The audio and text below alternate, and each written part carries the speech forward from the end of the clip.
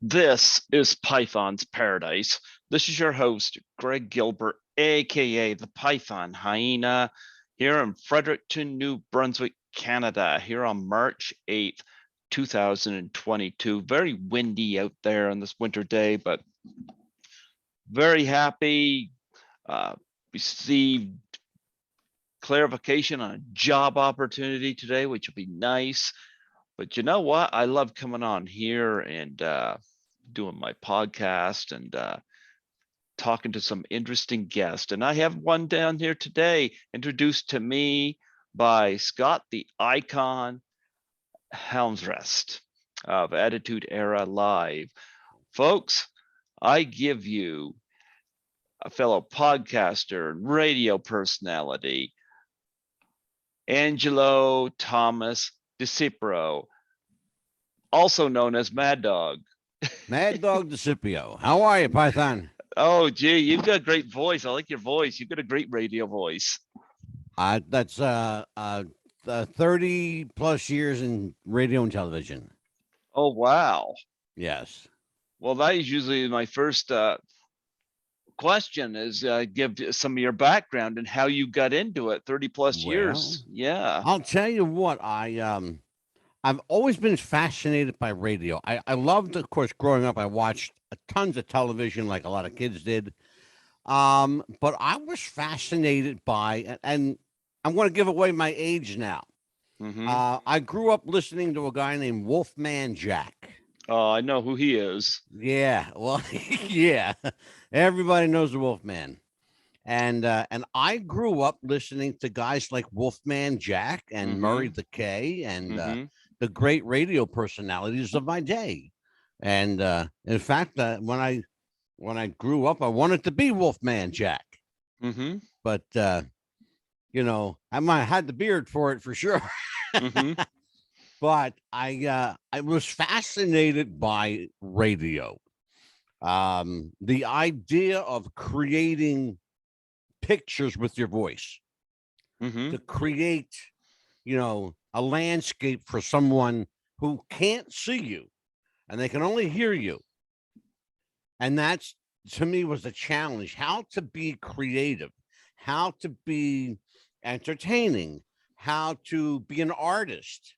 All of these things, you know, cumulatively, you know, combined to create this persona, this on-air persona of the Mad Dog. And, you know, and I love radio. I love what I do. I love television. I've done a fair amount of quite a lot, in fact, a lot of television, and lent my voice for commercials, for movie trailers. You're probably listening to my voice somewhere now in the world. God help us, but it's true. But yeah, that's how I got involved in radio and podcasting. You know, I don't know. I'm sure it is the same way up where you are, but radio was kind of a dying thing anymore. Podcasting is the way we seem to be going now. Yeah. And so I found, and I'm sure you did too, Python. You found a way to lend your voice to a new medium. You know, and guys, you know, when I was a younger guy, it would have been almost impossible for someone with my background to get into radio. But I was fortunate. I had a pretty decent set of pipes, and I was able to, you know, to find a niche. And I called it a niche because it really was kind of a niche, you know, audience that I had. But I found a way to relate to people in my area, in my region, and that propelled me, you know, regionally and nationally, and now globally. You know, it's pretty hard to imagine, to think about this when I was younger, that people around the world would hear my voice, you know, and it's funny. Like, I heard a show. I've been doing my research on Python too, by the way. I heard a couple of shows that you did recently, and you have a very unique delivery. Oh, It's thanks. very laid back, very subdued, very cerebral, intellectual, I call it. Where I, on the other hand, am a big mouth, you know, and I just kind of, this is me. I'm out there. This is, Mm-hmm. when you get the mad dog, you get all of it, you Mm-hmm. know, and kind of the mad dog was actually kind of a play on my hero, Wolfman Jack, you know. I would never dream of calling myself Wolfman Jack Jr. or any variation of Wolfman. But baby, you know, Mm-hmm. we could do that. But yeah, the Mad Dog, he became kind of this persona, this alter ego of Angelo DiSipio. What of my interviews have you listened to, just out of curiosity? I no, actually didn't see it. I listened to actually a few older ones. Mm-hmm. I think Nancy Allen was one. Oh yeah. And the other, I believe, was, oh, I wish I would, the man's name, I forgot his name already, but he's a film actor. He's kind of a grizzly looking guy, heavy set with a beard. I listened to his interview. And I wish he does horror films. I wish the hell I knew his name. Um, Okay. but and in fact, you know what? I could probably tell you his name. It was recent too. I could tell you his name. I believe it might have. Damn, I'm wanting to. I wish the heck I knew what it was. I thought it was. Man, oh, I hate to do this on live radio, but I just completely lost my mind here for a moment, folks. Forgive me, folks, but that's what you get from the Mad Dog. It took me 5 years to get Nancy Allen, and I finally was able to find a way to connect, because she is the executive director of We Spark Cancer, which Right. she was brought on board for when her friend, actress Wendy Jo Sperber, started Oh, that. And sure. Yeah. yeah, and I wanted Nancy Allen on for a long time because I love Dress to Kill. Oh my God. Yeah. Yep, yep, Sure. and Carrie and stuff like that. So I was happy to get Nancy Allen on the show. That was I love awesome. Dress to Kill Python, but not Hmm. for Nancy Allen. I love Angie Dickinson. Oh yeah, I would Yeah. love to get an Angie Dickinson on. I've interviewed Dolly Reed Martin from Beyond the Yeah. Valley of the Dolls, and Sure. she's trying to connect me with Angie. Well, if Yeah. that happens, brother, let me tell you something. If you get Angie Dickinson, you will have acquired a coup, and quite a coup, Hmm. because she doesn't do interviews for anybody. And when she does, she wants to be paid heftily. But if you can get her for free, I'm right there right beside you. I want in on that one. Oh, Jay, I don't like I try to avoid paying for interviews. I think it's Yeah, unnecessary. Yep. absolutely. Hmm. Well, and that's another thing. You and I, we both do a kind of a podcast where we have, some substantial guests on our show. Hmm. And I have found that the generosity of some of these stars is absolutely bewildering. That they'll go above and beyond the call of duty Hmm. to give an interview. I've never paid for an interview. I can proudly say that I've never Hmm. paid for an interview. And if you listen to my show, and I know you have, Hmm. we have some pretty hefty players, both in the world of sport, wrestling, film, television, radio, politics. Um, we've had a former president, Donald Trump. We've had, oh my God, we've had,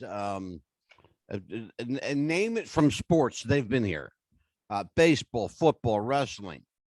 Um, we've had any number of actors and actresses here. You mentioned Wendy Jo Sperber. I knew a dear friend of Wendy Jo.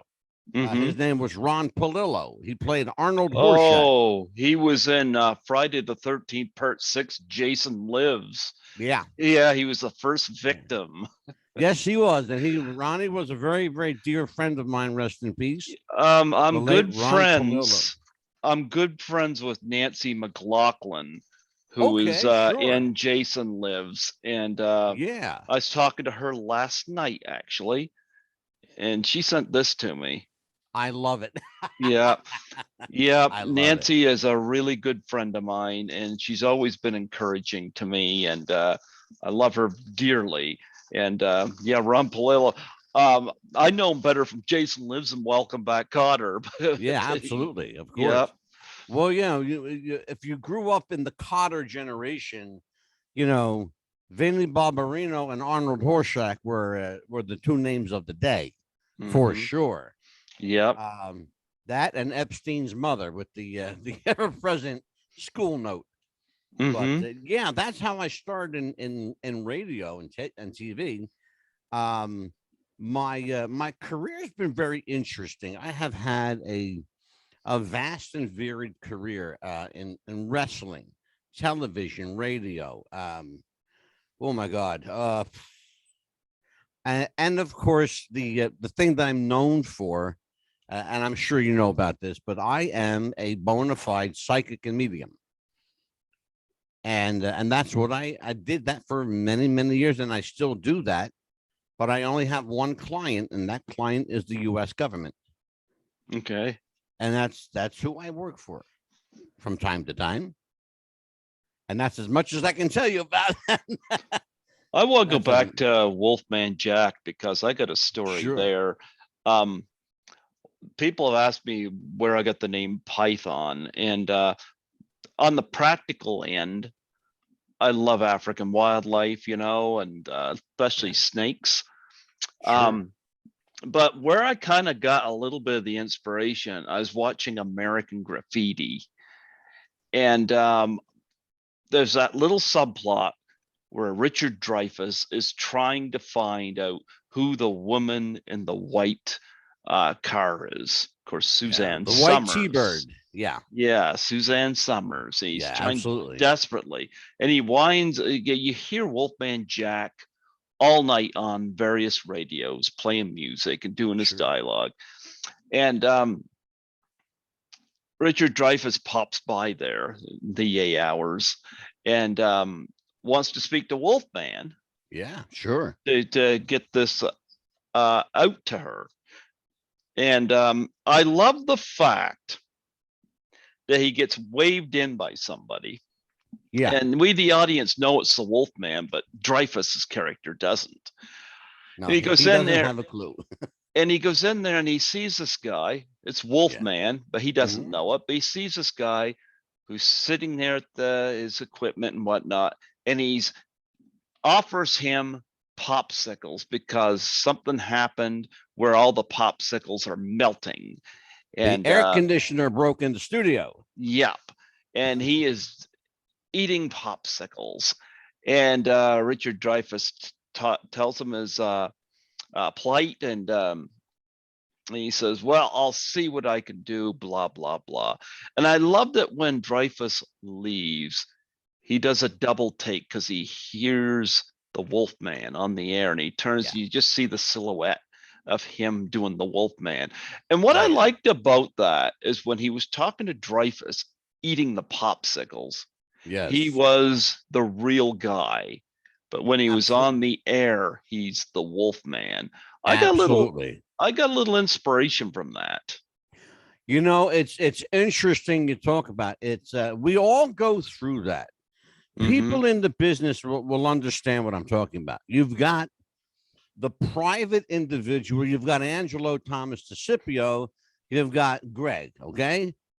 But then when the camera comes on and the red light is beaming at you in the face, I become the mad dog. Every Tuesday and Thursday, I become mad dog. The rest of the week, I could never, first of all, I could never get away with in real life what I get away with as the mad dog. I would be in jail if I tried to do some of the stuff. I got away with. Anyway, and if you understand what I'm talking about, then you certainly listen to my show and you know who I am. And thankfully, a lot of you do, and I'm very grateful and blessed to have a sizable audience. The other thing is, it's pretty hard. It's like Elvis Presley said once. It's hard to live up to an image. It's hard to live up to what people expect you to be. If Bob Smith, and that was, by the way, Wolfman Jack's real name, Bob Smith. As mundane as that sounds, it's absolutely true. If Bob Smith tried to get away with the stuff that Wolfman Jack got away with, he couldn't do it. You know, Bob had to have the Wolfman to fall on and to hide behind, just like you and I hide behind the characters of the Python and the Mad Dog. So we are duplicitous people. We play characters, you know, and understand something. And I want people listening to this and watching this to understand that we are extensions of our personality, but certainly characterizations of our personality. You know, Greg could never get away with being the Python 24/7 because he'd end up in some Nova Scotian jail somewhere.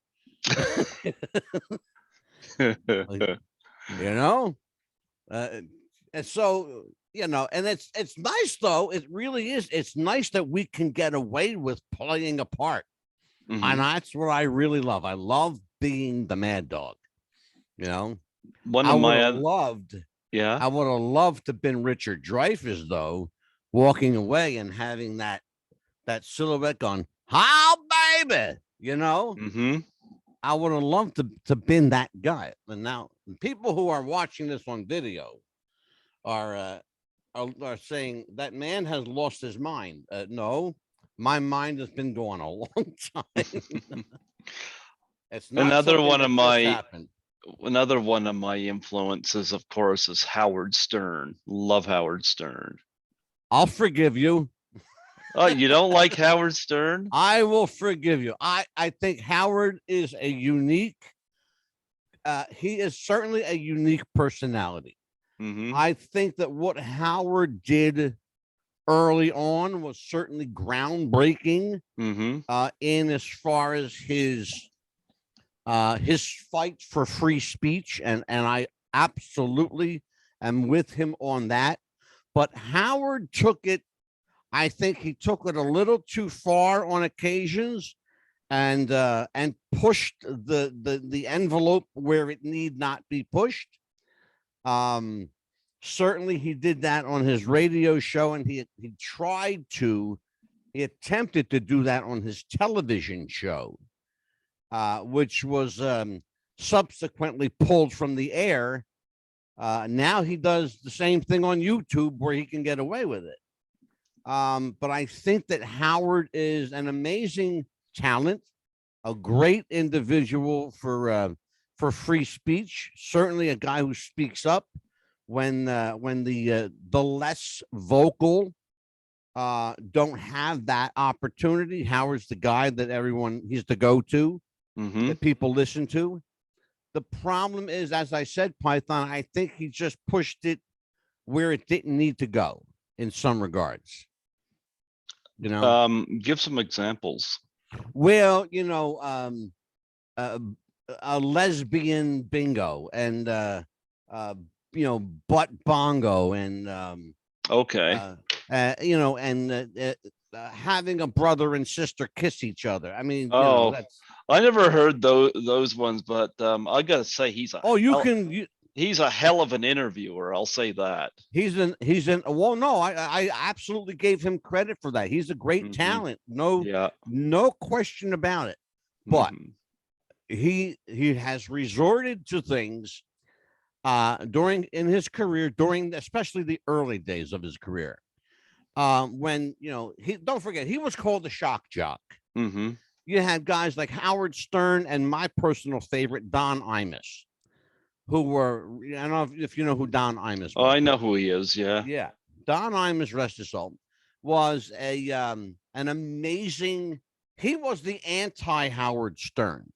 But in some ways, what they did was identical with regard to opening up a plethora of doors for free speech. And if you're on my show, and you will be on my show, you'll have the opportunity to say whatever you want, because I never have and never will censor anyone, whether they agree with me or disagree with me. No one on my show is ever censored. There's not a 7-second delay button.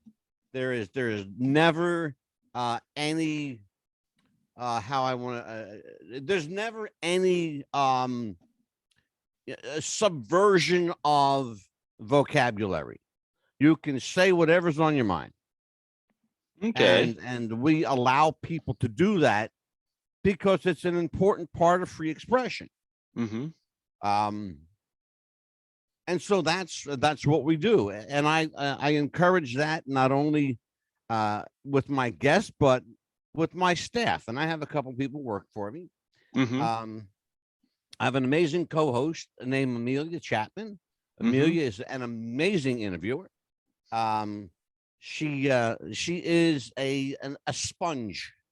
She is a woman that just absorbs everything, and if you've ever listened to the show, you know that.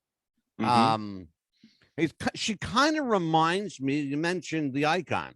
She kind of reminds me of the Icon a little bit, because he's another guy that just kind of sucks everything up, I was so surprised. I was working one night and I got this call from him and wanted me to come on his show, and I was like, why me? And it's funny because he's reached out to some of the people I've interviewed, and they've reached out to me asking if he was legit. And I said, absolutely, do his show, because I really enjoyed it. And I've interviewed people like yourself he's sent my way, So yeah, you mentioned wrestlers. What wrestlers have you had on the show? Oh my God, who haven't we had? We've had, I'll go way old school to current. We've had guys like Davey Ohan and Dominic DeNucci. We've had people like oh Lord, Jack Victory. Did you have Bruno Sammartino? Bruno I knew in life. We did 2 shows for Bruno. We did the Bruno Sammartino birthday edition, and then we did Sal Corrente, who was the Bruno's biographer. And Sal is a great guy. And in fact, if you want me, I could hook you up with him. He's a terrific fella. And wrote an amazing book called The Autobiography of Wrestling's Living Legend. It's a great book. Okay. And Bruno, I was fortunate enough to know Bruno in life. And we've had lunch together and dinner, and I met him years ago in Atlantic City. And of all places, in a casino. Well, he was being honored by ABC Sports for the greatest. It was called, Python, the Greatest Sports Legends Banquet. And among the people were Bruno Sammartino, Muhammad Ali, Joe Garagiola, Joe DiMaggio, Wilt Chamberlain, the other, what was his name? Kareem Abdul-Jabbar. I can't remember everybody's name. Yeah. They were just like, just huge sports personalities, but they were all over the place. Mario Andretti was there. Just all kinds of, every sport was represented, from race car driving to boxing to wrestling, baseball, football, basketball. Joe Namath was there from football. It was just an amazing gathering of some incredible iconic personalities. And that's where I met Bruno, and he was just a fascinating guy. Oh yeah. And it's funny because, the one thing, Python, that he and I never talked about was wrestling. I know he was disappointed where wrestling got to, and I Yeah. agree with him. I'm not too keen on what Vince McMahon has done. You're not alone, my brother. Yep. We've interviewed, as I said, Dominic DeNucci, Davey Johannan. We've had people like Ron Starr. We've had Jack Victory, Eddie Mansfield, Scott Casey. We've had Tiger Conway Jr., Ric Flair. Who else? Let's see. Magnum TA, Lanny Poffo. Did you have Randy Savage? No, Randy had passed by that point. But I was fortunate enough to know Randy in life. In fact, my ex-wife, here's a story for you. My ex-wife and I went to a show in Philadelphia, and she made eyeglasses for a living. Okay. She made eyewear. She made a pair of glasses for Randy and for Jesse the Body Ventura. Oh, I love Jesse. And they wore them to the ring. They wore those glasses to the ring, and I have my bragging rights, Python, is that I have the video of that show because it was televised.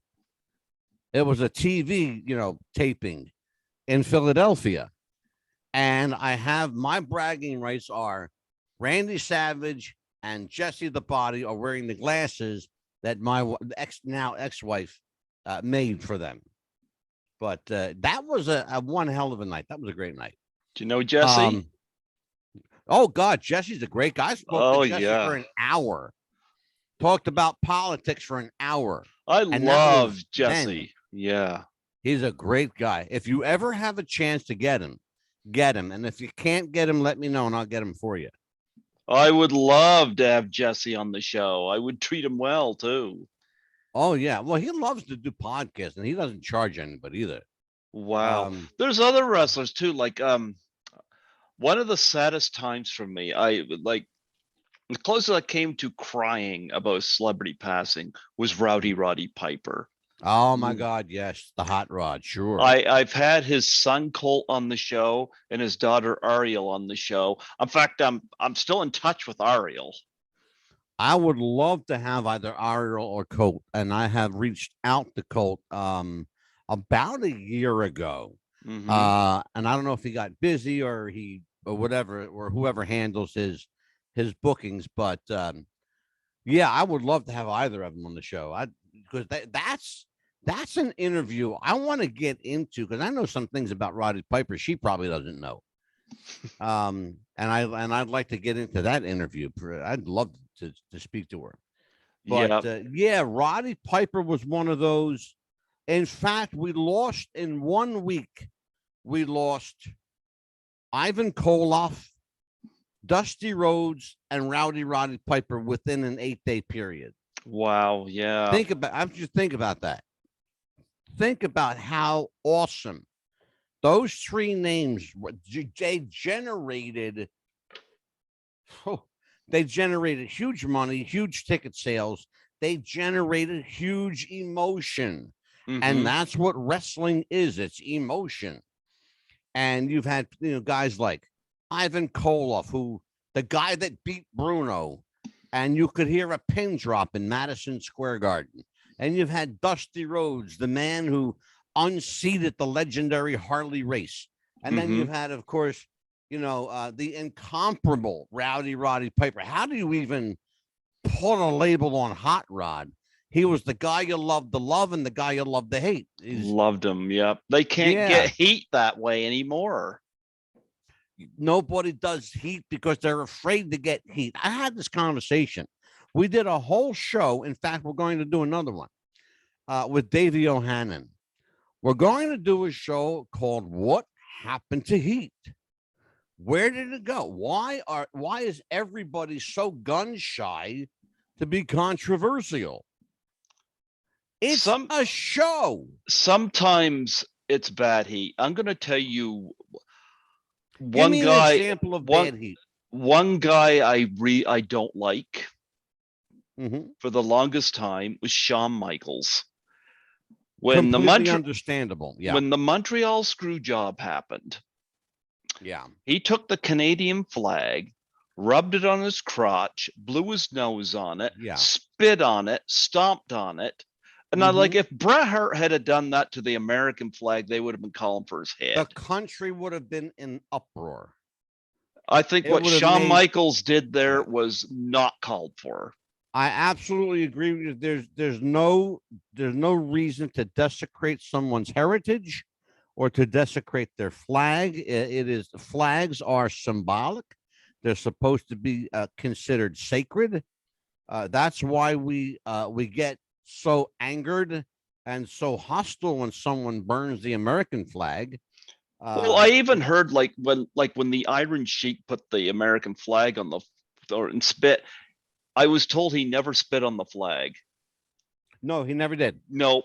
He Nope. played a character, but the thing is, the Iron Sheik knew what he was doing. What Oh, Sean did absolutely. was uncalled for. What Sean did was deliberate. It was malicious, and it was an extension, quite frankly, Python. It was Mm-hmm. an extension of his personal dislike and hatred. Let's just call it what it is. He and Brett, for the longest time, legit hated each other, Mm-hmm. and not even didn't like each other, but they just hated each other for Mm-hmm. shoot, you Yep. know, and that's a shoot. And I, Um, I don't even like how Triple H got where he was. And I think you know Well, where in I'm going some, there. yeah, I do get where you're going, but I have to tell you, and far be it from me Mm-hmm. to defend Hunter, but I have to say this: Paul Levesque, the person, played the character of Hunter Hearst Helmsley. For those of you who don't know, Mm-hmm. Triple H is Hunter Hearst Helmsley. By the way, if you're too young to know where those three names come from, it was the Hunter brothers. They were gold investors. The Hearst family, which was Randolph Hearst, founder of the largest newspaper publication in the world, and Helmsley, the Helmsley hotel chain. Uh, Leona Helmsley was called the bitch of Wall Street. Mm-hmm. Okay. She was just a bad person, very money driven. But Hunter Hearst Helmsley played that character well. But Paul Levesque played his character even better. What he did was, that was admirable, is he was able to separate, talk about what we spoke earlier. He was able to separate Paul Levesque from Hunter Hearst Helmsley, Triple H. He was able to play his outside role significantly well, to where he jockeyed himself for position within the company, not as a wrestler, but as an administrator. And he's a very, very good businessman. And he is incredibly bright. He's very articulate, very smart, and he has a vision for where he wants WWE to go. Now, if he is allowed to do that, the WWE will once again become the company it was known for, which is professional wrestling. Yeah, it If needs he that. is if he is not permitted to do that, and 76-year-old Vince McMahon continues to make an ass of himself, then the company is going to remain what it is, which is a shit show. And Yep. let's just call it what it is. Okay. Um, It's not wrestling. It's not entertainment. I don't know what you want to call it. You can call it what you want, but it's not sport or entertainment. I can tell you that. I think the only two individuals I think I can really compliment right there now, like, I mean, AJ Styles is great. I love Charlotte Flair. Really, Yeah. it's interesting you say that, Python, because Charlotte's getting a lot of pushback lately for her attitude. But I think that she's playing her character well. She's the one that you want to hate. Her father made a career out of it. Yep. Look, the Nature Boy. Well, know? she's about to face Ronda Rousey at WrestleMania Yeah, 38, and it reminds me of Bret Hart versus Steve Austin at WrestleMania 13. yeah, The reason Steve Austin looked as good as he did in that match is because he was wrestling Bret Hart. And I think absolutely. Ronda Rousey is going to have a good match because she's in there with Charlotte. Yeah. Well, Yep. you're only as good as the people you work with, Mm-hmm. you know? Um, it's interesting for you to bring up the Bret Austin match. Mm-hmm. That was and is the single match, the turning point for pro wrestling. And I'll tell you what happened in that match for people that are too young to know. Steve Austin went into that match as the bona fide heel. Mm-hmm. Bret Hart went in as everyone's perennial babyface. Mm-hmm. By the time the match was over, they were cheering Austin and booing poor Bret. Mm-hmm. Okay. What happened during that match that made that result as such? Here's what happened. Bret allowed Austin to be vulnerable. Mm-hmm. When he became vulnerable, the fans picked up on it. Very much like, again, going back, showing my age, there was a guy way back when named Bruiser Brody. Oh, yes, I know who he is. Okay. Bruiser Brody, his widow, Barbara Goodish, is a very, very dear, sweet friend of mine. I know Barbara a long time now. She's been on my show a half a dozen times. And by the way, Barbara, thank you for the book and the videos. Good stuff. Oh, wow. And I'm going to be sure to pass them along to Python at some point very shortly. Yeah, I would love to do a tribute on Bruiser. Yeah. Oh, man, I'll tell you what. Barbara's a great interview. I want to hook you up with her. Okay. Absolutely, for sure. And that's what happened, Python. The same thing that happened with Bruiser Brody. He became iconic when he showed his humanity. And when Bret Hart allowed through that match, allowed Austin to be vulnerable, and people felt bad that Austin was getting his butt handed to him. That's when he became the fan favorite. Mm-hmm. It's a scary and amazing thing to happen. To watch it happen is just awe-inspiring. It really, really is. Can you tell I get excited when I talk about wrestling? Totally the opposite of how the Click treated people. Oh my God, please. Oh, Yep. horribly, horribly. Yeah. Well, you got to remember something. And again, for those of the listeners who don't understand what happened with the Click, there were a bunch of guys given too much money, too much power, unrestricted power, by the way, unchecked power, and they had a blank check to do whatever they wanted. That's a good and bad thing. It's a good thing if the person is responsible with that power, but you're talking about Scott Hall and Kevin Nash and Shawn Michaels and Sean Waltman, X-Pac. 4 guys that are not known for their discipline at all.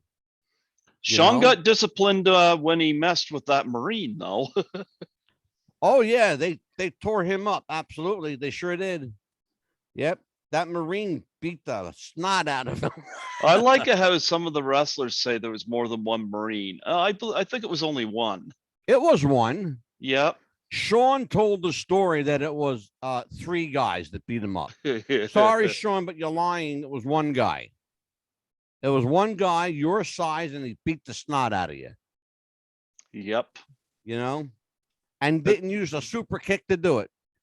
He used the left and the right, and Sean hit the floor. Yep. That's the difference between that fight was. That's the difference between Shawn Michaels and Haku, you know? Oh God, yeah. Yep. Other Haku guys is a tough guy. I mean, legit, he's a tough guy. Speaking of tough guys, did you know Harley Race? I actually did. I want to tell you some funny story about that. He slammed Andre the Giant before Yeah. Hogan did, and Vince would never acknowledge that. And I'm going to tell you the amazing thing about that. Mm-hmm. Harley Race was a lifetime smoker.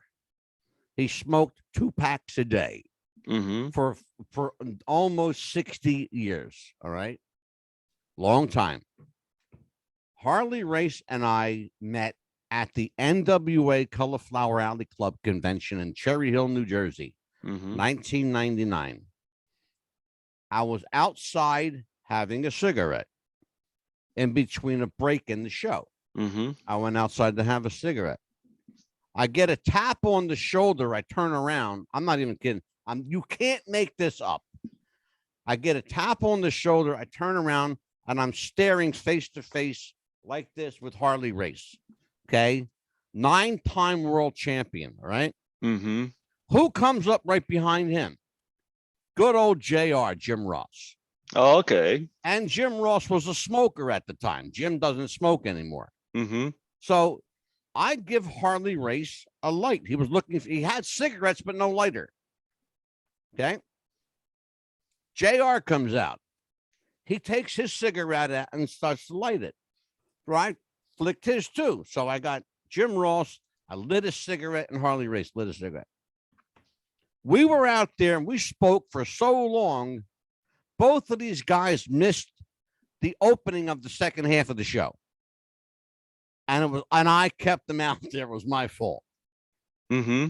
But that was an amazing opportunity to talk to Harley and talk to JR and just hang out with these legendary guys that you grew up. I was a little kid when Harley was, in his prime, you know, and to see, to see them in person and to interact with them again, talking about a guy who knew his role and knew his character, Harley Race, the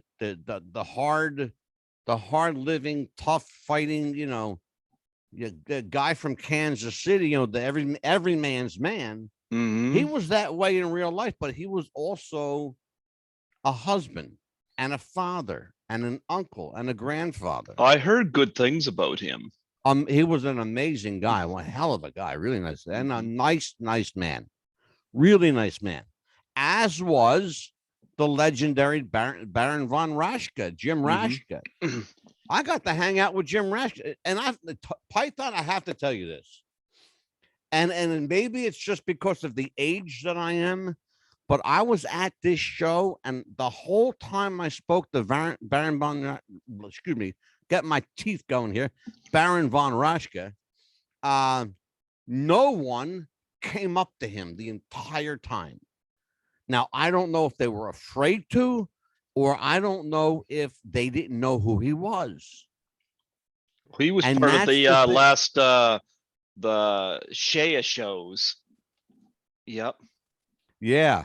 Showdown in Shea shows. But what an amazing guy. Great guy. Jim Raschke, hell of a guy.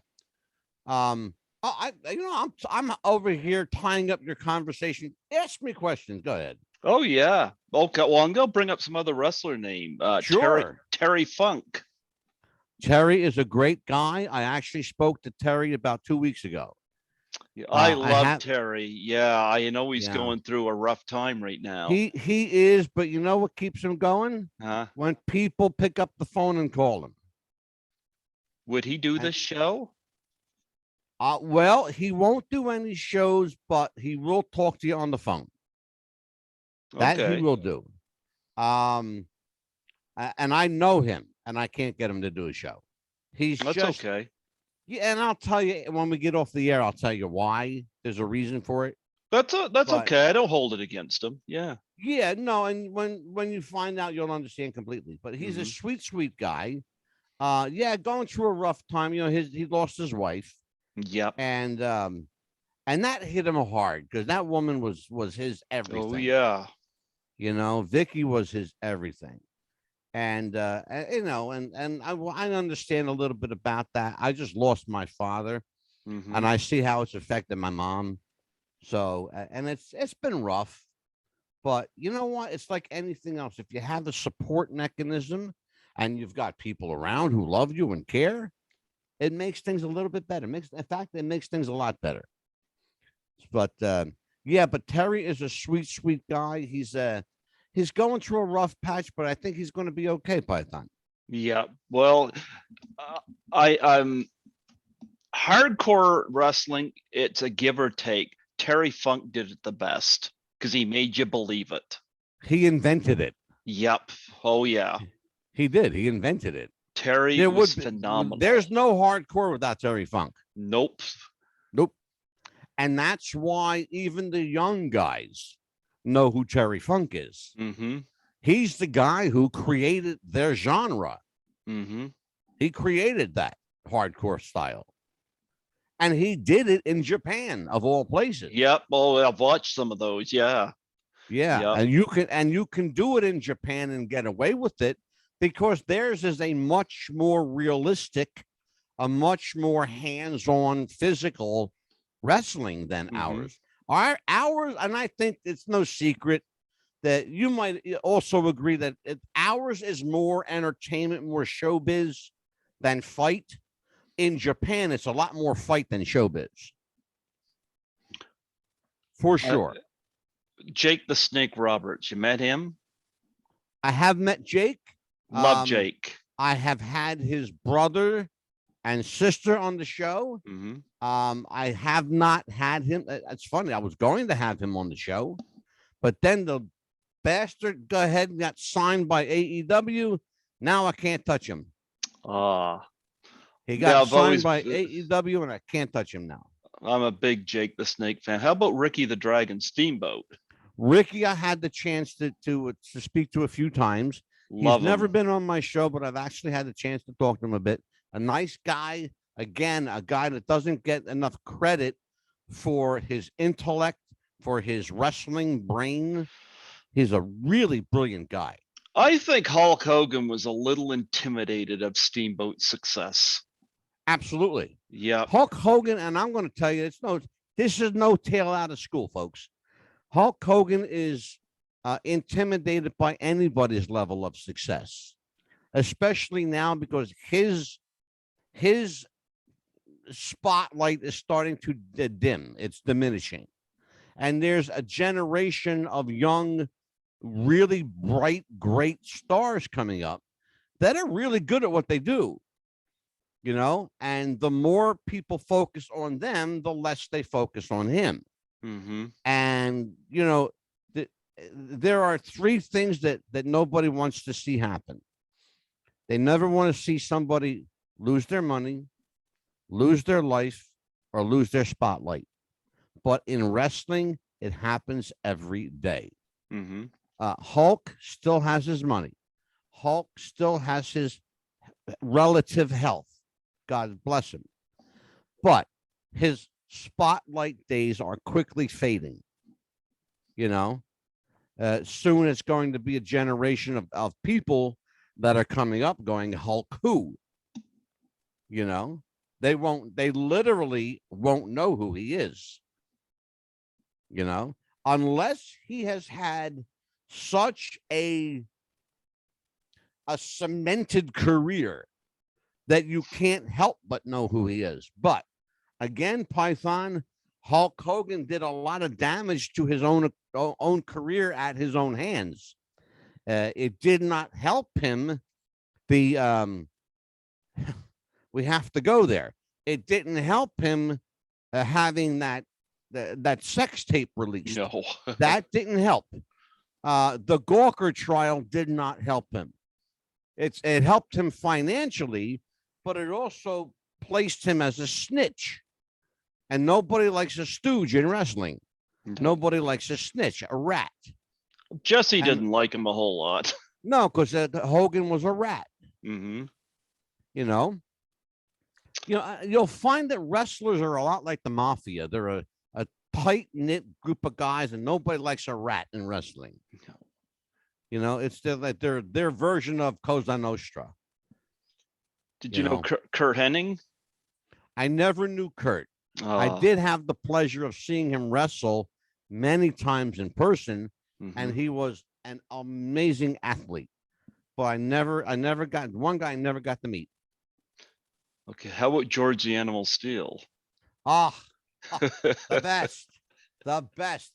That that's a man who knew his character. George the Animal Steel, Jim Myers. Mm-hmm. Jim Myers, the man behind George the Animal Steel, rest in peace, Mm-hmm. was an incredibly articulate school teacher.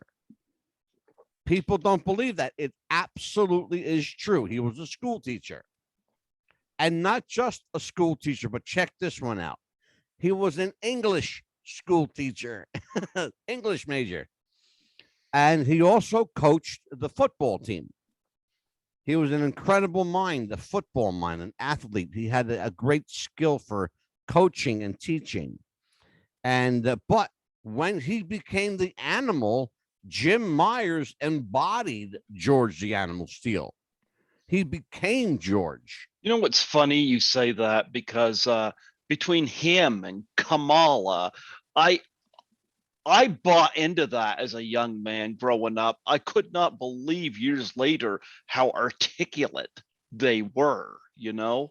Yeah. Like, I mean, It's credible. You mentioned Kamala. I have a Mhm. personal story about Kamala. He Yeah. came into my late father had a restaurant. Mm-hmm. Kamala came into our restaurant, Mm-hmm. and he came in with, you're gonna love this one. He came in with Pretty Boy Larry Sharp, Stan the Lariat Hansen, Oh, love Stan. and the guy who would become Papa Shango, Yep. the Godfather, Yep. Charles Wright. Mm-hmm. But when he walked in with Kamala, Charles Harris, I got to tell you what a sweet, sweet guy he was. That's what I And hear. he was huge. Let me tell you, brother, he was huge. Mm-hmm. But Charles Harris was a great guy who knew how to play You Kamala. mean James Harris? I'm sorry, James James Harris. Harris. Yeah. Yeah. Charles is Papa Char- Shango. yes, Charles Wright. Oh, that's right. I said Charles twice. Sorry about that. Yeah. What about the Honky Tonk Man? Did you meet him? I have. Yeah. Sweet guy. Mm-hmm. Very smart guy.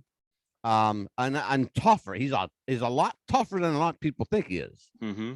Because I saw him in a straight up shoot, and he can handle himself. He can fight. That's a gimmick a lot of people didn't think was going to take off, but when he went heel, that was when it took off. Well, what a lot of people didn't expect was they thought it was a comedy gimmick, because let's be honest about it, it's not the first time that somebody tried to pull off an Elvis Presley gimmick in wrestling. Mm-hmm. One of the most famous cases, a man that's been on my show 5 times already, Superstar Bill Dundee. Okay, yep. No, I'm familiar with him. Yep. Yeah, Superstar Bill Dundee was the first guy to wear an Elvis Presley jumpsuit to the ring. And that's when Elvis was still alive. Way back when. Back in like 74, 75 in Memphis, Tennessee. Elvis's hometown of all places. But then when the Honky Tonk Man, who, by the way, Honky Tonk Man is legitimately Jerry Lawler's first cousin. Yep. And a lot of people don't know that. I knew that. Yep. Wayne Farris. His name is Wayne Farris. Mm-hmm. And he said, I got to come up with something that nobody's ever seen before. As certainly up here, no one ever saw an Elvis look-alike in a wrestling business. And when he put that jumpsuit on, everybody thought it was a joke. They thought it was, what is this? Who's this clown trying to be this Elvis wannabe? What is this all about? But as soon as he started to wrestle, people took him very serious because he was good. And he is good. He's really good. Yeah, but the whole Elvis look-alike wrestling angle, and then to turn the heel character on it. Now you've got an Elvis bad guy gimmick. That's interesting in itself. Because Elvis was beloved around the world. But it's interesting, but no, you're right. You're right, Python.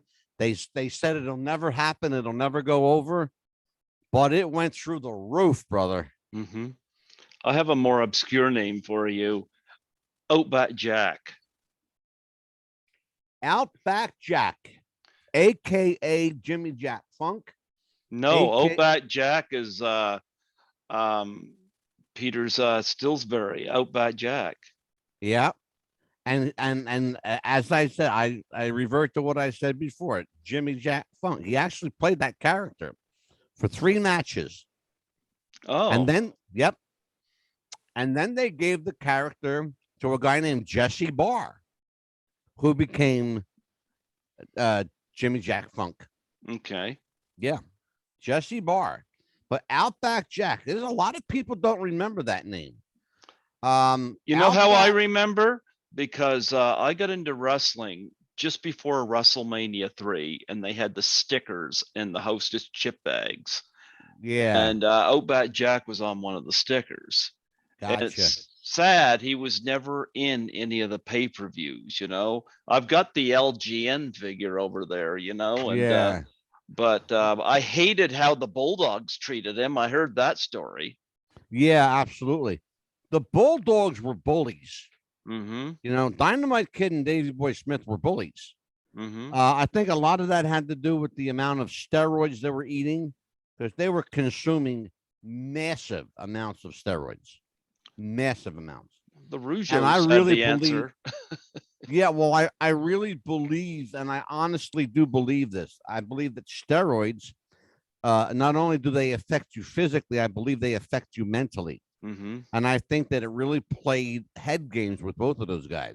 Mm-hmm. You look at both of those guys. Look at Randy Savage. Look at, by the way, what do they have in common? They're all dead. Chris Benoit, Eddie Guerrero. They all of these guys were eating massive amounts of roids and doing drugs on top of it. You can't live a healthy life if you live a life at all eating that kind of stuff. It will Not kill you. not very many wrestlers make it to over 80 years old. Bruno did it. Killer Kowalski did it. Those were the guys that weren't into all that. Think about what you just said. Think about what you just said. Mm-hmm. Those guys, Bruno, Killer Kowalski, Red Bastain, who I knew, rest in Mm-hmm. peace. Guys like Ivan Koloff, Killer Khan, Crusher Khrushchev, guys like Pedro Morales, Superstar Billy Graham. Mm-hmm. What did they all have in common? They wrestled in a day before there were springs in the mat. They wrestled on boxing rings. Okay. Mm-hmm. There were no springs on those mats. They were solid steel, nothing but padding and canvas. That was it. They also wrestled in a day when drugs were not prevalent. There were supplements, yes. There were vitamins, yes. But only a few people back in the day knew what steroids were. Mm-hmm. Look at superstar Billy Graham. He was a living example, living personification of a guy who knew what steroids were because he came from California where they were prominent in the world of bodybuilding. Arnold Schwarzenegger, Franco Columbu, Dave Draper. These guys had biceps that were bigger than your head. You're talking about some massive muscle mass on these guys. They didn't get it just by working out. I'm not saying they didn't work out. Yeah, you have to work out to maintain that muscle. But to get the physique that superstar Billy Graham had, brother, he had a lot of help. Yeah. You know? And he'll admit it now. Yeah. But they lived and still remain, many of them alive and well, because they were able to do something that the guys today couldn't do. They were able to go home and be at home. Okay? They were able to go home and have a life and have dinner with their family and sleep in their own bed. The guys now are on the road 24 hours a day, 7 days a week. That's a problem. They never stop traveling. They're on the road all the time. Shawn Michaels back then spent 323 days out of the year on the road. Mm-hmm. There's only 365 days in the year. He spent 323 of them on the road. Okay. And you want to know why the divorce rate in wrestling is so high? You're never home. Your kids don't know you. Your wife doesn't know you. She has to look at you on TV to remember what you look like. It's a scary thought, brother. Yep. Yeah, it's a scary thought. Well, you mentioned wrestling, and yeah, I would love to have Jesse Ventura on here. If you could arrange that, that would be an honor. But you mentioned actors, Yes, sir. yeah, like I don't know how far back you go on that. Right now, I think my current favorite actor, I've been a fan of this woman since her first movie in 2007. I love Emma Stone. I Oh love my Emma God, Stone. yeah. I think oh man. I think the best thing she's done to date in my mind, and I loved it, was called Birdman. Oh, I love it. I got that here on Blu-ray. I love my wife thinks that I'm out of my mind. Loved it. I took my wife, I took her to the theater to see Birdman. And she said, "What the hell are we watching?" I said, just watch the movie. And all through that movie, she said, she goes like this with the elbow hitting me. "What are we watching? What is this crap? What is this stuff?" I said, "I love this." She goes, "Why do you like these artsy fartsy movies?" She goes, my taste in film is artsy fartsy. But yeah, I love good cinema. I love good film.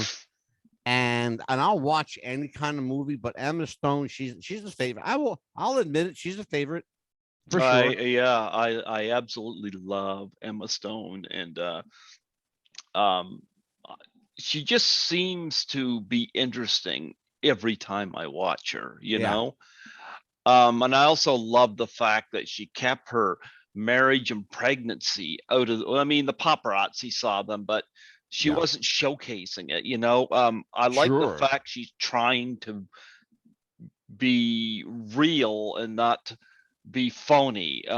absolutely. Like which is the opposite I'm seeing out of Jennifer Lawrence, because her marriage was all was announced and Yeah. pregnancy announced, and it's like, we don't need to know. Well, yeah, you understand something. I'm going to give you a little heads up because I know how the game is played. Hmm. There are a, a a growing number, Python, a growing number of celebrities who they give the old wink and a nod to their publicist. Okay. Um, Telling the person verbally, keep this out of the spotlight, keep this out of the paparazzi. Wink, wink, nod, nod. Okay. Which means go ahead and leak it so somebody's got something to talk about. Now, why would they want to do that? The answer is very elementary. It's very simple. If people forget who you are, the phone doesn't ring anymore. You understand? Hmm. And that's how show business works, particularly acting, actors and actresses. They want publicity. They want the phone to ring. It doesn't matter, like P.T. Barnum said, it doesn't matter if it's good publicity or bad publicity, as long as they're spelling your name right in the papers. In fact, P.T. Barnum went to the extreme to say there's no such thing as bad publicity. And there's really not, because you can take any negative in the public eye, and with a good PR team, you can take that negative and turn it into a positive to work for you. Look at a guy like Alec Baldwin, who, accidentally, they say, accidentally shot this girl on the movie set. Mm-hmm. Guess what? His phone stopped ringing for a couple of months.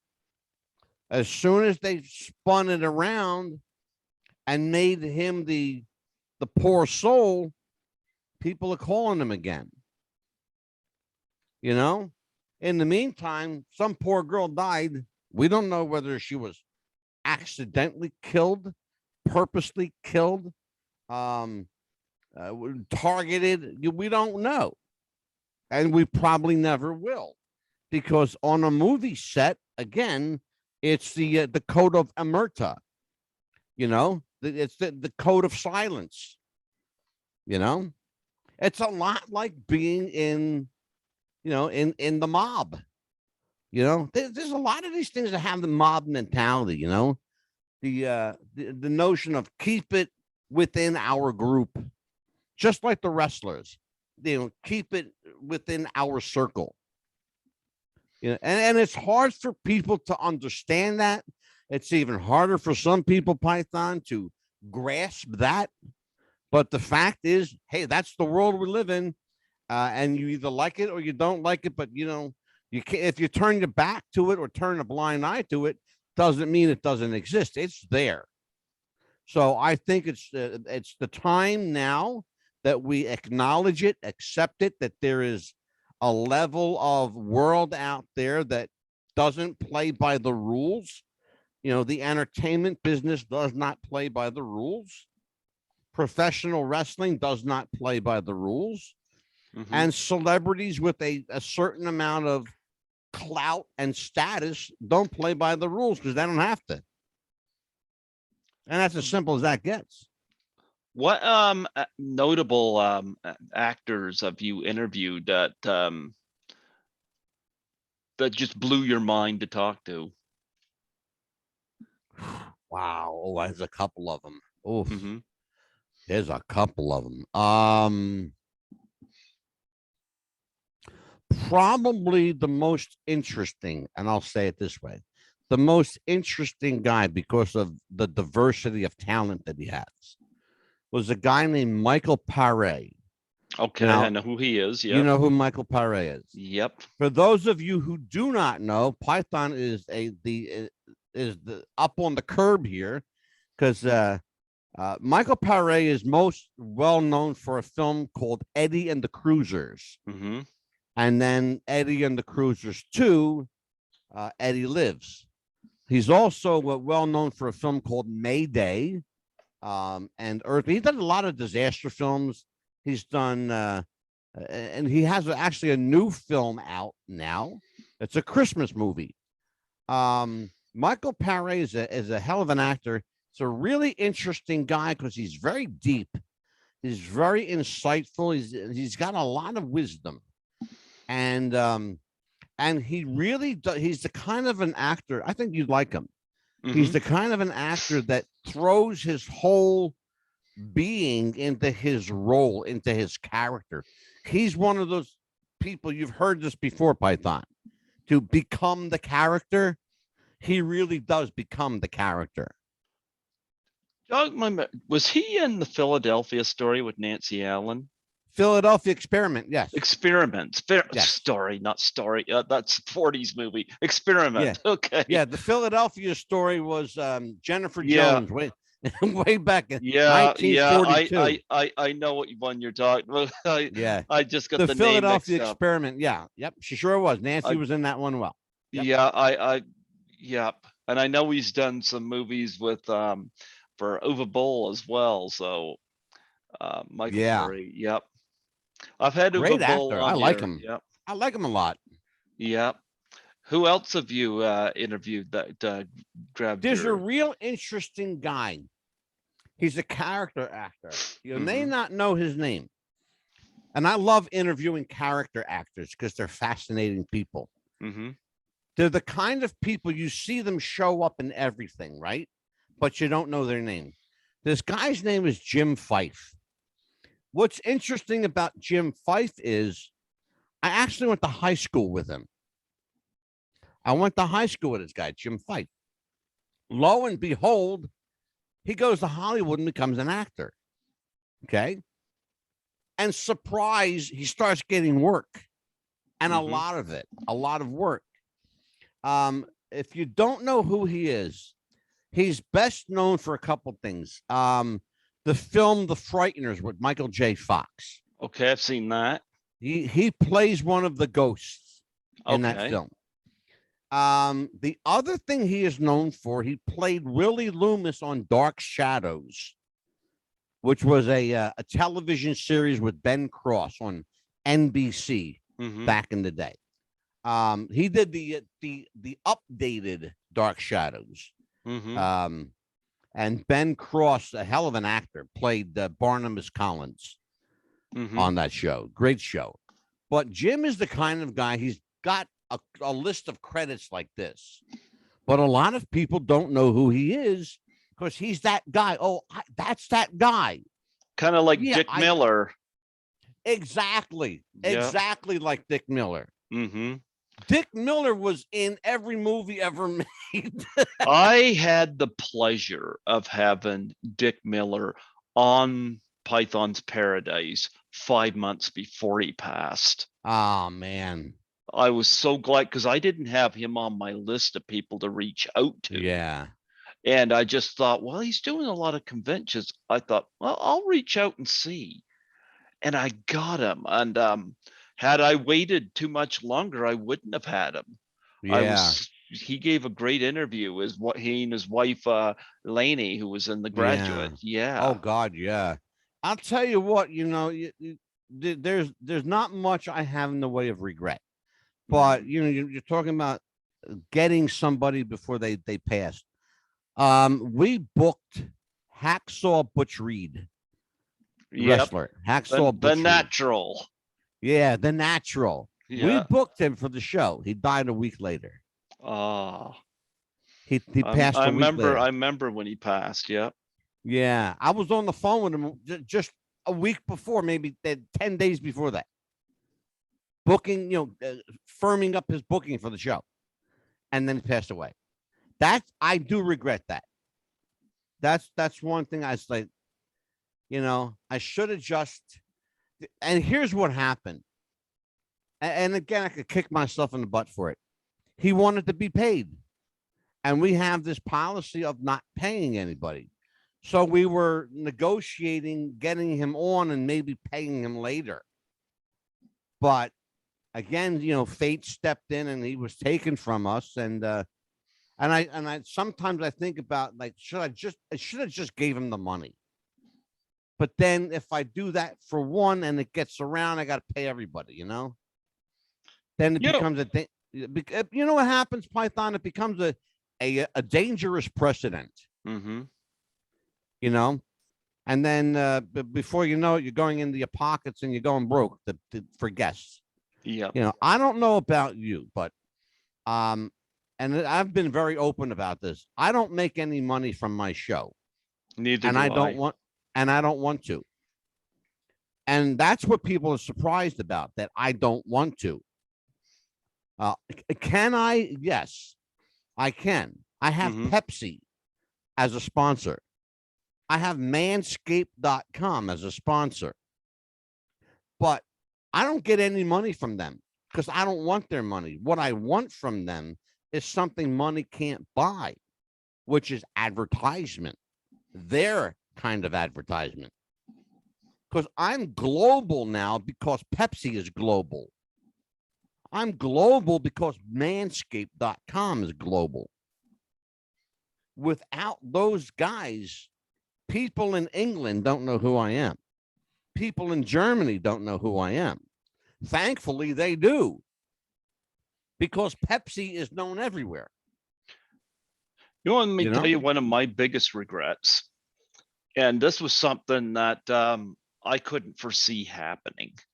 But I interviewed a wonderful stunt man. And I've interviewed him twice. Lovely man. He's 96 now. But when I interviewed him in 2016 and I interviewed him again in 2019. And his name was Ted White.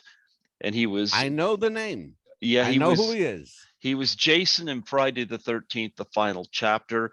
He doubled for guys like John Wayne, Clark Gable, Lee Marvin. He had stories. Yes. Loved talking to him. And this is not his fault either. He liked talking to me, and he tried to connect me with a couple people. Yeah. One was Kane Hodder, and the other was Judy Aronson. Sure. Now, he wanted to give me their numbers, and I said, let's wait till we're off air, because we got so lost in conversation. He wasn't, Yeah, sure. but he emailed me their phone numbers, and he said to me, throw his name out to them. He said they would love to do your show. I didn't call them for the longest time because I didn't want to be that guy. Yeah. And what had happened was, and I remember I had their numbers in 2016 when Ted White gave them.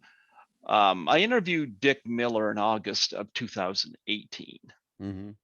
When Dick Miller passed away, it was like, wow, if I hadn't have reached out, I wouldn't have got that. And I got thinking, I have these two numbers. Shouldn't I take advantage of that? Now, I know I'd messaged Judy Aronson on Facebook, and she read the message. And I sent her the Ted White interview, and I even told her where in the interview this was brought up. Yeah. But she never responded to me. Now, between the two of them, when I called Kane Hodder, I got an answering machine. I left a message, told him who I was and how I got his info, blah, blah, blah. Yeah. Never heard back. I left it. Judy Aronson was a little different. I'm getting tired of the slack I'm getting over this too. I called the number.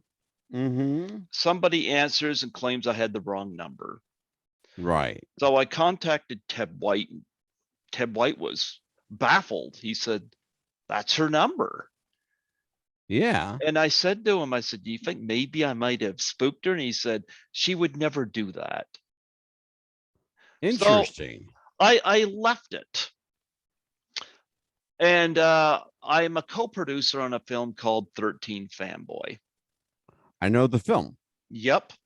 Well, I'm a co-producer on that. And right now there's some friction between me and 13 Fanboy right now. I know. Yep. There's some friction. Yeah, I know. And part of the problem is when we got into 13 Fanboy, I gave Judy another call because she was part of the film. Sure. This time, the person answered claimed to be her cousin.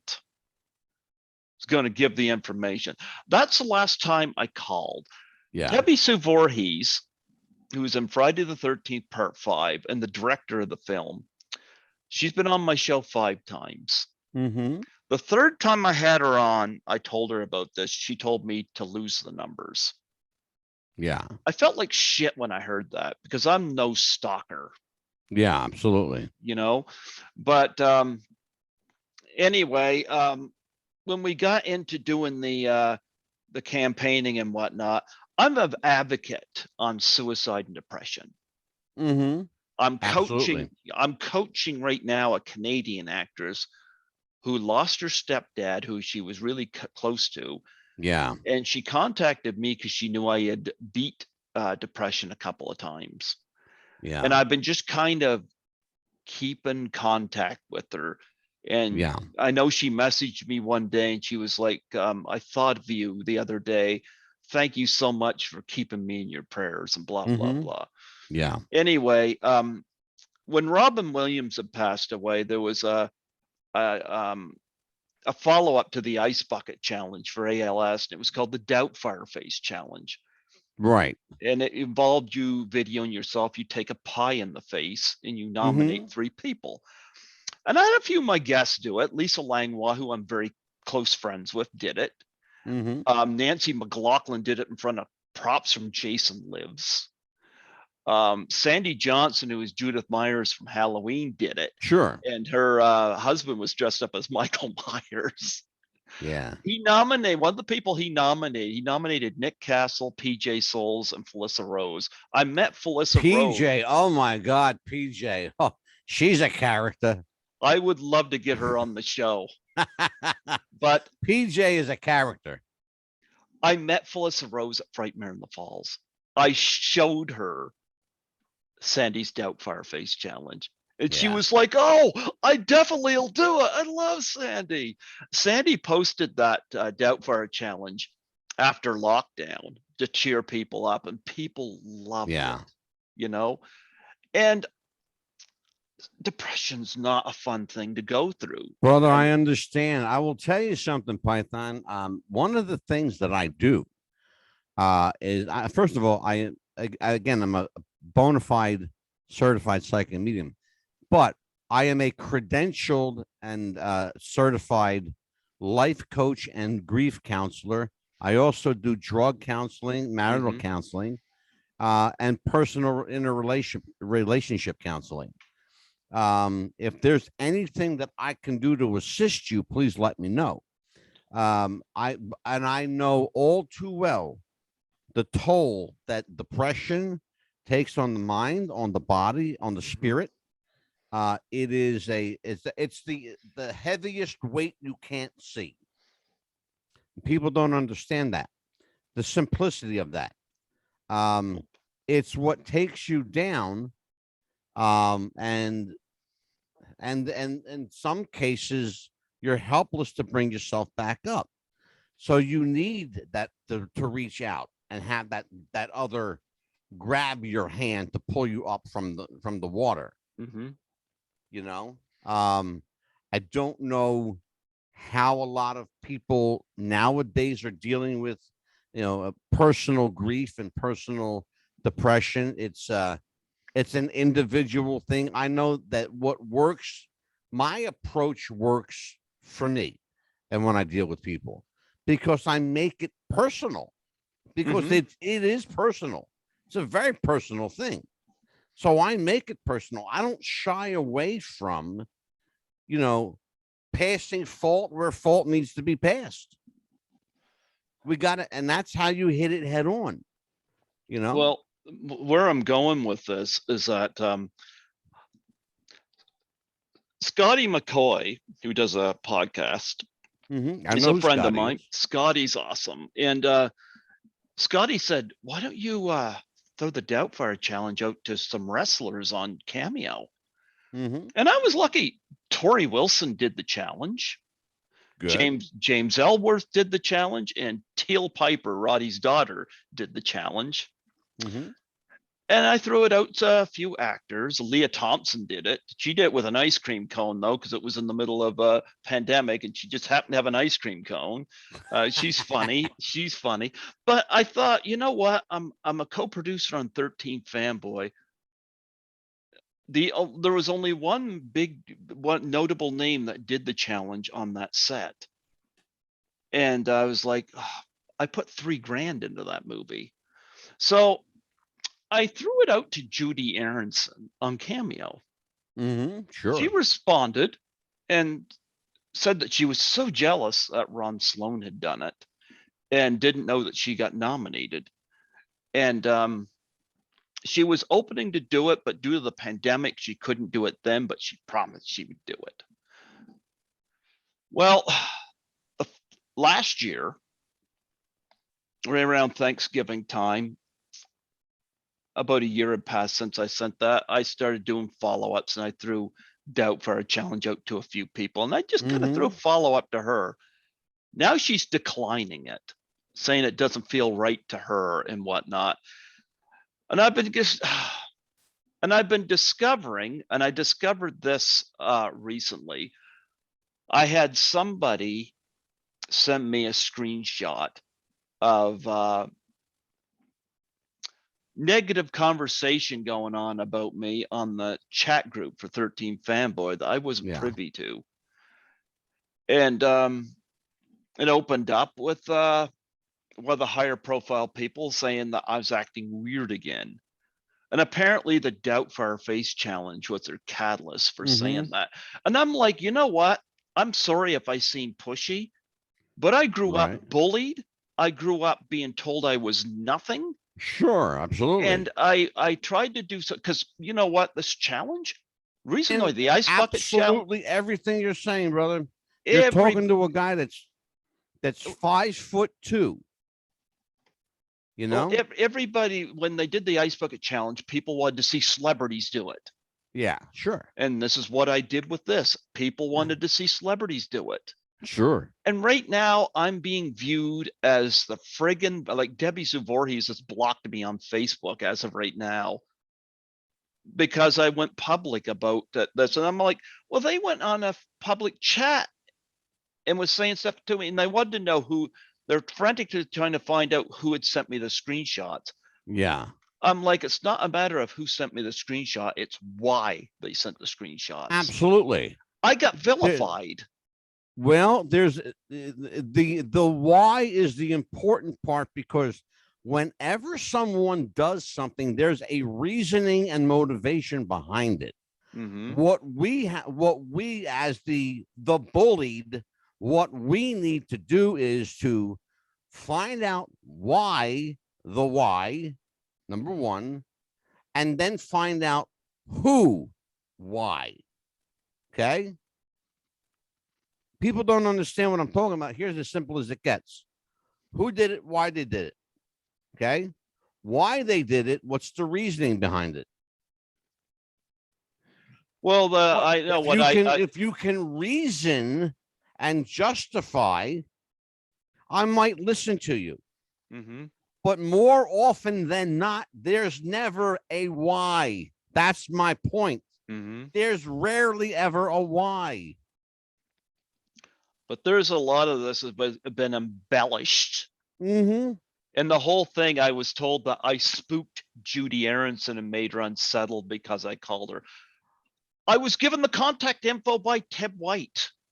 Here's my advice to you. You know, and I'm going to give you, when we get off the air, I'm going to give you some incredibly sound advice, and mm-hmm. then I'm going to do what I do psychically, because I'm going to tell you. You know, you looked surprised when I told you that I know. Okay, there's a reason I know, and I'm going to tell you when we get off the air. Because I'm reading. I want to tell you now. I'm actually reading the spirit that's happening in this conversation. And I could tell you who sent it. Okay. I could probably tell you with a 99% accuracy who sent it. What I want you to understand is this. First of all, I have to almost laugh when an actress or an actor says to me, and because I could just picture it in my mind, when someone says, it doesn't feel right to me. When I hear those words, it doesn't feel right to me, I want to slap somebody, okay? Because it's the height of arrogance, okay? Who made you so special? The answer is nobody, because you're not. You're no better off than I am. You're no worse off than I am, okay? Actor, actress, politician, rich person, poor person, it makes no difference. We are all equal. In spirit, we are all equal. And understand this. It's just, and again, it's as simple as it gets.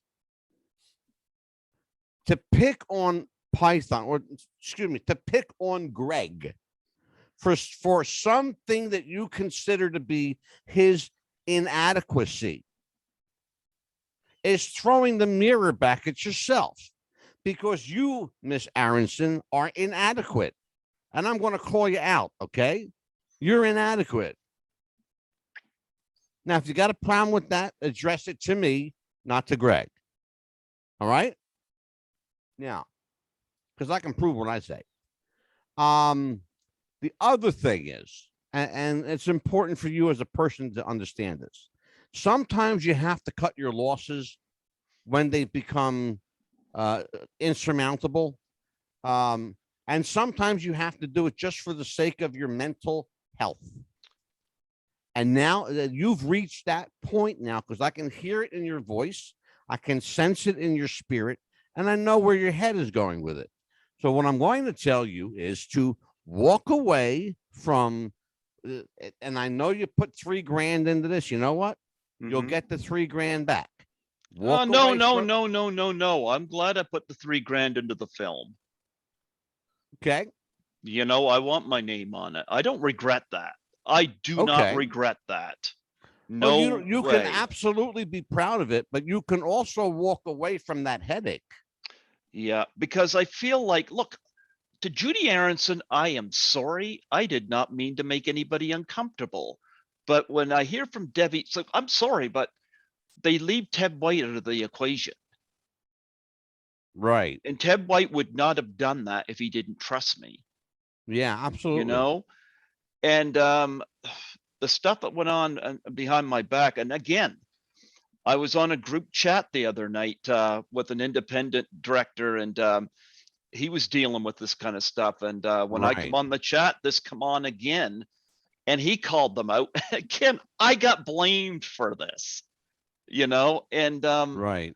I'm like, I'm sorry. I liked 13 Fanboy. I'm glad to have been part of it, Yeah. but I didn't mean anything harsh by the Doubtfire challenge, but I just Right. happened to see how it worked for the Ice Bucket challenge, and I thought that this would be something good.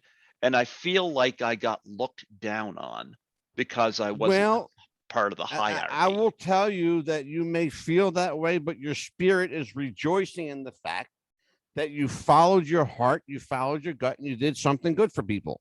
Mm-hmm.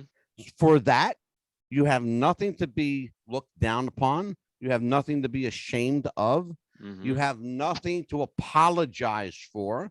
And it pains me that you apologize to a person who should be apologizing to you, quite frankly. Yeah, So but here's what we that say apology now. that So apology we ain't gonna say, happen. so we say we resend our apology to Miss Aronson, and she can kiss our collective asses. And quite frankly, that's how life is. You don't like it? Look at life in the mirror. Okay, But I'll life's a tell you, big mirror. but I'll tell you one thing. I've stalked nobody, and when I Mm-hmm. hear stuff like being hinted, Yeah, I didn't mean to make anybody unsettled. It's just like with Scott the Icon gave me your number. sure. You didn't say, "Oh, the wrong number." Oh no, I'm so and so's cousin. Number one, who does that? Somebody that doesn't have the balls to say no, I don't want to be interviewed, or I don't want to be bothered, or I don't want to be whatever. When my phone rings, I answer it and I say yes. Give me a time, give me a day. I'm there. Let's do an interview, Mm-hmm. or a photo shoot or whatever the case may be. Absolutely. Yeah, but So what I'm telling you is, and I'm going to tell you in front of God and the world and your entire audience, that your days of apologizing to people for what you didn't do, those days are over. Okay. You're the one that needs to stop apologizing and start accepting people's apologies. They need to start apologizing to you, brother, because I got news for you. You did nothing wrong, and you're not out of line. yeah, I have a real tough approach to counseling, which is let's roll up our sleeves, let's get dirty, and let's get this done. I can tell you and I are gonna become fast friends. I already know it. Yeah. That's why, one of the things that I do with people I like, I open up my phone and my Rolodex, and I give away phone numbers like they're free glasses of water, because that's what I do. Um, and I've been very fortunate. I've had a lot of goodwill with people, and we exchange phone numbers of celebrities and Mm-hmm. etc. You know, um, because that's what we do in the business. It happens all the time. So I'm going to give you a couple of people I think that you might like. Interesting folks. Okay. Yeah, I think you'll have a real you'll go. I got some numbers here. I'm going to send you. Okay. Really, the characters. Um, oh, I'm forgive me, folks. I'm just looking at something. My wife is just texting me. Oh, I'm at the dollar store getting makeup. I love the dollar store. I I do do, so much. I do so much of my grocery shopping in there. It's brother. amazing. Hello. It's There's, amazing the stuff you find in there. I will tell you, the best burritos I ever ate in my life, I bought from the dollar store. Oh, wow. I bought a whole case of these Mexican burritos filled with cheese and beef and beans, and they were delicious. And I liked them so much, I bought a whole case of them. Mm-hmm. Then I know where to get them for $1 a piece at the Wow. dollar store. Well, I'll tell Wow. you what, I really thoroughly enjoyed this interview. We got to do like a part 2 or something. Oh, I'll Um, definitely have you on again. this is great stuff. Yeah, you know what? There's one guy you and I have to try to get this guy, Mm-hmm. and maybe we can interview him together. Okay. I just want to see if he's still alive. Hold on. Oh, gee, that helps. Yeah, I want to see if this guy is still alive because he's one of my favorite people. If I please, Mister, be alive. I think he might still be around. Or you could take. No, he's still alive. He's still alive, and he's 88 years old. And I might have an in with this guy. I would love to get Robert Blake. Robert Blake. Oh, wow. There's a name Yeah. for you. I think I might have an in being Italian because his real name is Michael Cubatosi Okay. from New Jersey, one of my Goombas Mm-hmm. from Jersey. I'm a Jersey boy, folks. But I'm going to do stuff. I'm going to reach out. I got a couple of people in California that might be able to hook me up. If I can get him, you're going to co-host that interview with me for sure. Oh, wow. Thanks. You are quite welcome. And you, my friend Python, you have an open invitation to any one of my shows. We've got the Psychic Realm podcast. We've got What's the Buzz. We've got Mob Talk, the Mafia show. We've got Wrestling with the Future, and we've got the Writers Room where we interview upcoming authors and people who have books. So we've got a few shows, and I'd like to invite your audience. Here's my hello, audience. cat. Skittles. Hello, Skittles. That's a pretty cat. I love. And I'm not a cat rescue. person. He's a rescue. He's my buddy. My little dog is a rescue too, Rocky Balboa. Oh, wow. Yeah, Skittles, I named my dog Rocky. Skittles is like, you're using me for hits. This is exploiting me. Absolutely. Like, Skittles, you're living here for free. Absolutely. Yeah, you better believe it. It's funny. Oh, I love Skittles. Anytime, I don't know how many people have said to me they love it when Skittles comes into the interview. Yeah, absolutely. Wonderful. I'm a huge animal advocate. In fact, one of the shows that I've got scheduled is we're going to have the people on from a website called The Dodo. Mm-hmm. If you know what that is, check out Facebook and look for The Dodo. DODO. Okay. It's a site dedicated to animal rescue. And the dodo is no longer around. No, I mean the bird. No, but the website is. Yeah. They're on Facebook. It's called The Dodo. Mm-hmm. Yeah. I know the dodo bird doesn't exist anymore. Nope. It went with the way of the Studebaker. Yeah. Yeah. But I'll tell you what, this was a great time. If anybody wants to reach me, you can reach me at wrestlingwiththefuture@gmail.com. You can address it to either Angelo or the Mad Dog. They're both me. Um, if anybody needs to reach me immediately, if there's a concern you have, the Python has my phone number, and feel free to give it away. Okay. And I'm the only person you'll ever meet to tell you, give my number away. I'll without. I trust you, Okay. and I trust. So that's just the way I work, because I rely on the goodwill of people, to pass along goodwill. Okay. So yeah, and the show that we do every Tuesday and every Tuesday we do What's the Buzz. Mm-hmm. We do Thursday nights is Wrestling with the Future, and then we have our the Psychic Realm podcast, the Writers Room, and Mob Talk, where we talk about the life in the mafia, and we bring on some. I've had some fascinating characters. I'll hook you up with a guy that'll scare the crap out of you. He worked for John Gotti. Okay. Yeah, he was John Gotti's hitman. His name is John A. Light. I'm going to hook you up with John A. Light. Fascinating guy. I'm this close to getting an interview with Sammy the Bull Gravano. I'm this close.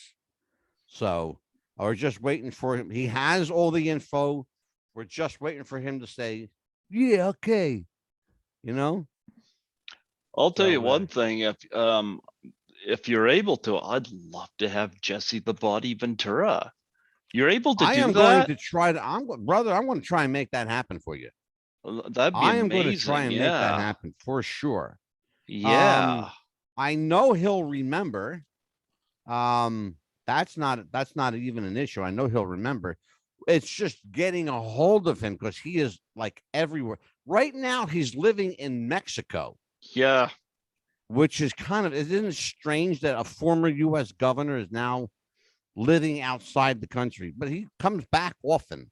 Mm-hmm. He lives just over the border in Mexico, but it's still Mexico.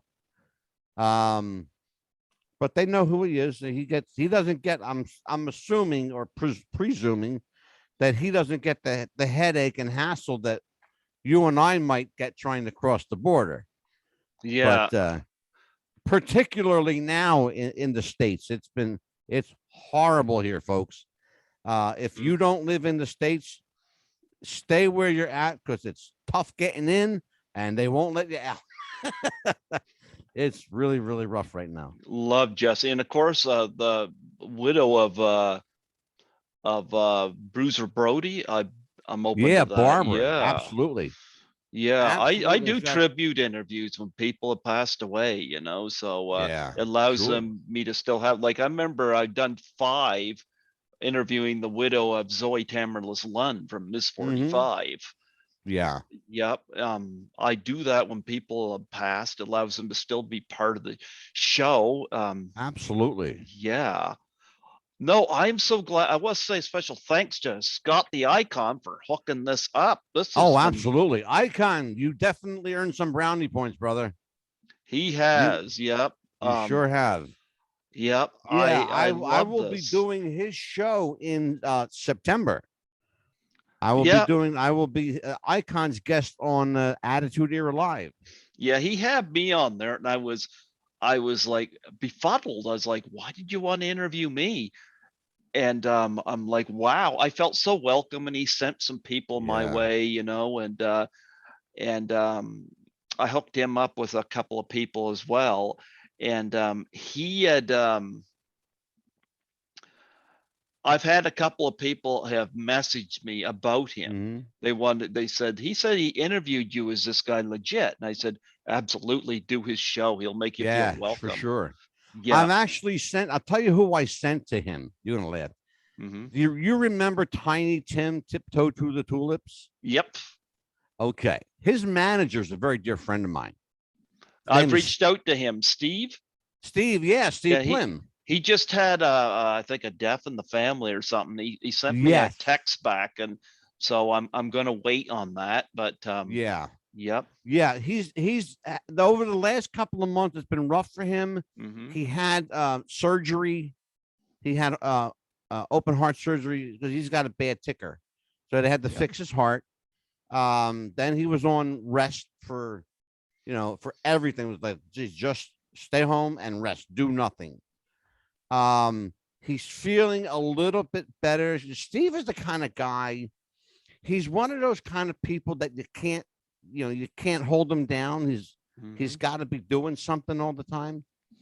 And he's a great guy. Steve Plim is his name. Yeah. Stephen Plim. And he's the manager and best friend of Tiny Tim, Tiptoe Through the Tulips fame. And if you get a chance, in fact, I might have a copy upstairs. I might send it to you. It's a book called Tiny Tim and Mr. Plim, Life as We Knew It. And it's the story of his life with Tiny Tim from his perspective. Fascinating book.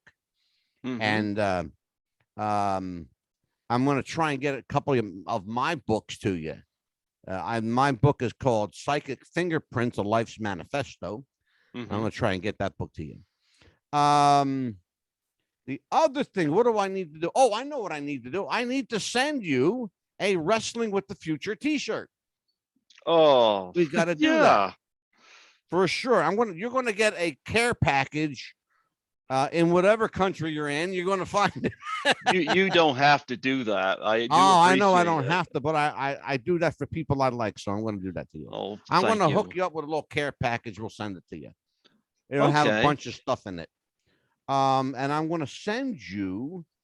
In fact, I want to shout out. Can I take this moment to say thank you to a couple of people? Go ahead. I want to say thank you to Mary Ann Howard and Ann Walsh for allowing me to write the foreword of your book and to write the liner notes in the back of your book. It's been a great honor to write the liner notes and the foreword to the book called Shadow of a Bassman, Rise of a Bassman.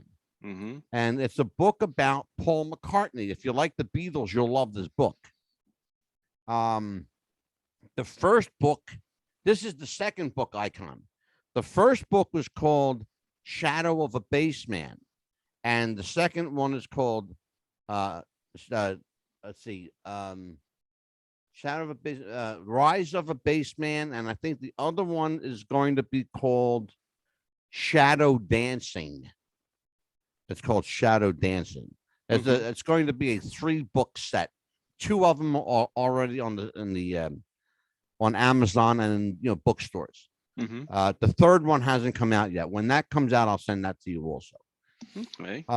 But if people, again, you want to get a hold of me, wrestlingwiththefuture@gmail.com, care of Angelo or Mad Dog. And if you need my phone number, hit up the Python and he'll send you my way. There you go. Fabulous Absolutely. interview. We got to do this again, brother. We absolutely got to do this again. This was a lot of fun, I enjoyed myself. Wow, man. That was an hour and a half interview. I haven't talked an hour and a half in a long time. At least since last Thursday. My longest interview was 4 hours and 8 minutes. With who? Who was it? Craig Muckler from Microwave Massacre. Oh, man. Do you know who Ed McKeever is? No. I'm going to hook you up with Ed McKeever, the master of the horror film. Okay. His claim to fame is called 100 Acres of Hell. Okay. If you know that film. I don't know. Yeah, it's a great one. In fact, that film features a professional wrestler named Gene Snitsky. Oh, I know who that is. Yep. Yeah. He's in this film called 100 Acres of Hell, directed by Ed McKeever. I'm going to, when we get off the air, I'm going to get your pen and paper ready because I'm going to give you some numbers. Yep. All right. Well, my friend, you want me to do the sign off or you want to do it? Sure. I will, and then I'll stop it and then we'll remain on the line here. Yeah, sure. Please do a shout out for me. Yeah, please.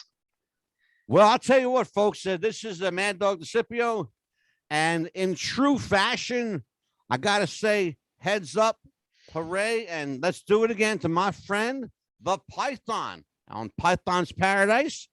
And again, a shout out, a big shout out, all the way down there in North Dakota to the man, the myth, the icon, Scott, the icon Halmrist. I love you, brother. Thanks for hooking me up with my new bestie. Brother, we'll do this again. Next time we're going to be on my turf. We'll talk wrestling. We'll talk politics. We'll talk mafia. We'll talk whatever you want to talk about. Show business. Maybe I might even have a surprise or two for you. You know But what? until I then- look forward to it. Yeah, until then, for the Python, this is the Mad Dog saying take care, goodbye, and we'll see you next time on Python's Paradise. Bye-bye, everybody. Absolutely.